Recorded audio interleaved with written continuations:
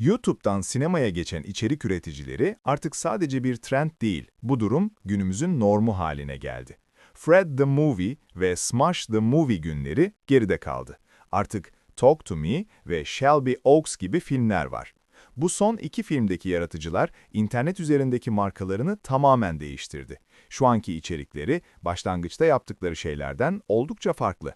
Mark Fishbach ise ilginç bir örnek. 10 yıldan fazladır YouTube'da oyun oynama ve komedi videoları çekiyor ve hayranları ona her zaman sadık kaldı.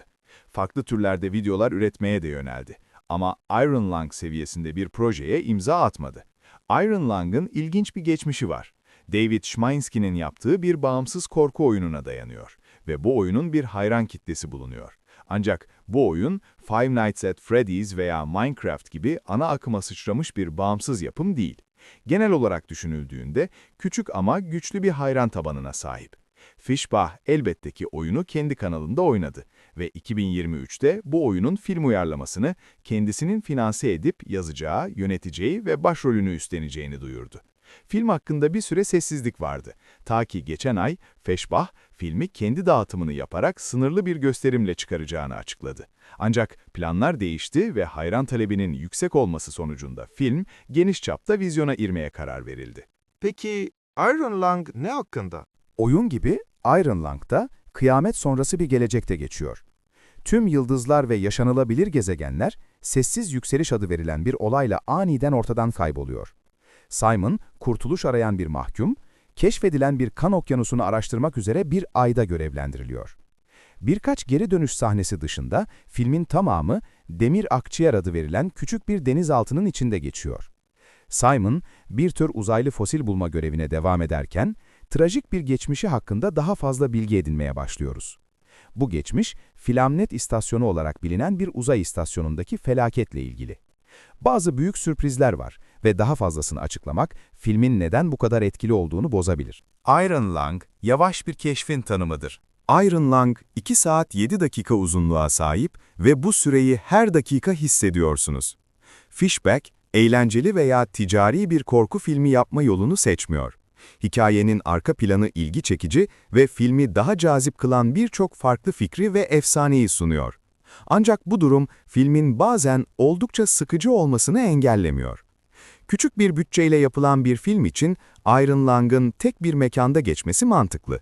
Aynı zamanda filmin bu kadar uzun olmaması gerekirdi. Simon'ın denizaltının ışık sistemiyle oynaması ya da anons cihazındaki sese bağırması gibi birçok sahne kolayca kesilebilirdi. 90 veya 100 dakikalık bir süreyle aynı etkiyi elde edebilirdiniz. 127 dakikalık bir destana karşı. Fishbach aynı zamanda filmin editörü ve dijital etkileşimli kısa filmler yönetmiş olsa da uzun metrajlı bir film yaparken bazı zorlukları hala aştığı belli. Bir yönetmen olarak büyük bir potansiyele sahip. İlk büyük ekran denemesinde bu kadar yabancı bir şey yaratmayı seçmesi gerçekten takdire şayan. Büyük bir hayran kitlesi var ve o hayranlardan bazıları bu filmden o kadar da etkilenmemiş olabilir. Fishbach, sürekli sizi rahatsız eden bir korku hissi oluşturacak etkileyici sinematografik kararlar alıyor. Birçok kişi video oyunu oynarken bir jump scare ile bağırdığına alışkın olabilir. Ancak Iron Lung bu taktiği pek kullanmıyor. Bazı anlarda bunu bekliyorsunuz ama geri duruyor. Denizdeki kanlı okyanusta gizlenen yaratıkları gösteren Submarine bilgisayarındaki siyah-beyaz kamera görüntülerinden korku yaratıyor. Iron Lung, deneyim gibi hissediliyor. Gerçek bir film gibi değil. Fishbach, korku duygularını ortaya çıkarmada ne kadar iyi olsa da, filmin ana karakteri olması için bir başkasını seçmiş olması daha iyi olurdu. Oyunu kötü değil, ancak 2 saat boyunca kamerada genellikle onun tek başına olması bazı zayıflıkları ortaya çıkarıyor. YouTube karakterini uygun bir şekilde bir kenara bırakıp daha sessiz ve ölçülü bir karakteri canlandırıyor ama gerçek bir kişi gibi hissettirmiyor. Fishbach'ın Simon'ı bir bakış açısı karakteri olarak daha ön plana çıkarmayı hedeflediği belli ama bu da yavaş tempoyu daha belirgin hale getiriyor. Iron Lung adeta bir deney gibi geliyor. Büyük ekranda izlediğiniz bir filmden ziyade.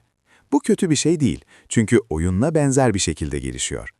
Simon'a daha fazla arka plan vermeye yönelik çabalar duyguları harekete geçirmekte başarısız olsa da, gerçek kaderini anlamaya başladığında korkusunu tam anlamıyla hissediyorsunuz. Iron Lung'ın karşılaştığı tüm üretim sınırlamalarına rağmen bu kadar etkili olması adeta bir mucize gibi geliyor. Fishbach, film yapımına devam edecekse sonraki projelerini görmek ilginç olacak. Iron Lung mükemmel bir film değil ve ritminin bu sonuca yavaşlık katması sonuçta yıpratıcı hissettirse de heyecan verici ya da şok edici değil. Kredi ekranı açıldığında çıkmak isteyeceksiniz. Ancak işçilik orada. Fishbach ilk yönetmenlik deneyimiyle sadece bir YouTuber olmadığını gösteriyor ve oyun oynarken yaşattığı korkuları yaratabilir. Iron Lung şu an sinemalarda gösterimde.